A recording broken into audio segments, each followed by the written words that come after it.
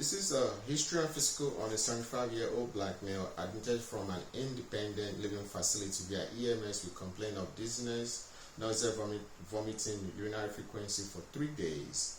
According to report received, patient has not taken his medications or any PO for the last 3 days, secondary to the nausea, and nothing has been taken so far to relieve the symptoms. In the ED, patient received 0.5 milligram of Ativan to relieve his symptoms and 1.5 liters of fluid. Labs gotten from the ED while patient was admitted was blood glucose of 646, anion gap of 23, and beta hydroxybutyrate of 7.1.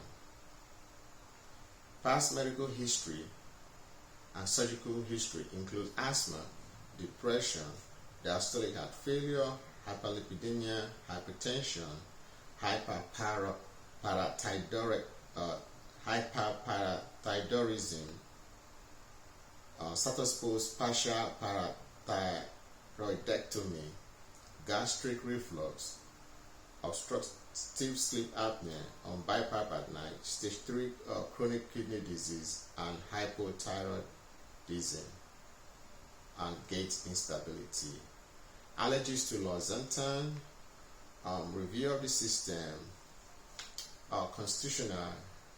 He's lethargic, but he's waking up to answer questions asked, denies any fever or chills, eyes, denies any blurry vision or vision changes, ear, nose, mouth, and throat, denies any sore throat, hearing changes or nasal congestion, cardiovascular, denies any chest pain, palpitation, or leg swelling, respiratory, denies any dyspnea or cough, gastrointestinal and abdomen, denies diarrhea but positive nausea and vomiting, genitourinary, denies any hematuria or dysuria but positive for urinary frequency, musculoskeletal, denies any recent trauma, integumentary, denies any new rash, neurological, denies any headache, numbness or tingling, psychiatric, positive for depression but denies any anxiety, endocrine, denies unexpected weight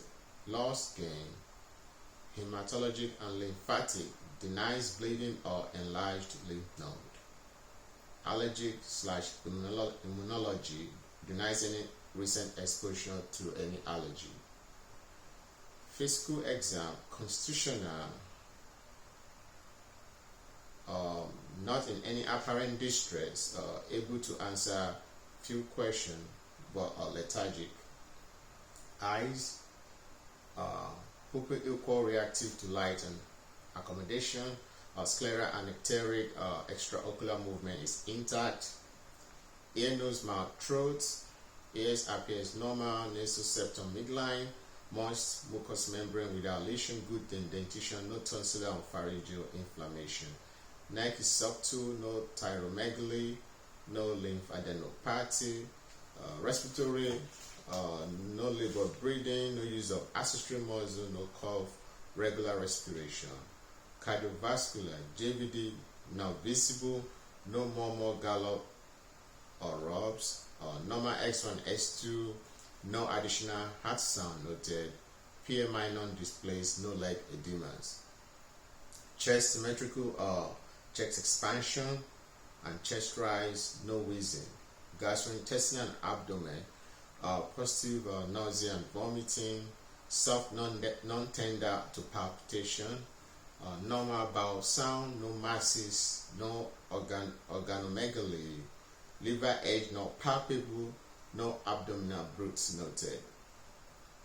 Genitourinary, normal circumcised male, no tenderness or testicular mass, lymphatic lymph nodes are non-palpable, non-tender.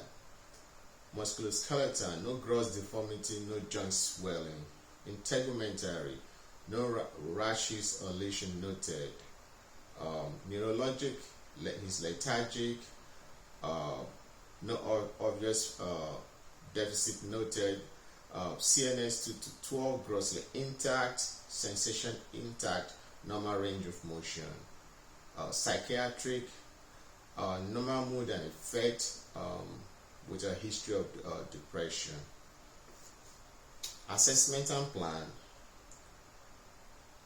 Admit to medical ICU for close monitoring. Because of the high blood glucose of 645, anion gap of 23, and beta hydroxybutyrate of 7.1, DKIR protocol will be initiated with tight blood glucose monitoring. We keep NPO for now. We'll get an EKG to see what the baseline heart rhythm is. Since he does use a BiPAP right now, we continue to let him use his BiPAP at HS. Monitor urine output closely, leaving us for DVT prophylaxis and daily lab, including CBC and CMP daily.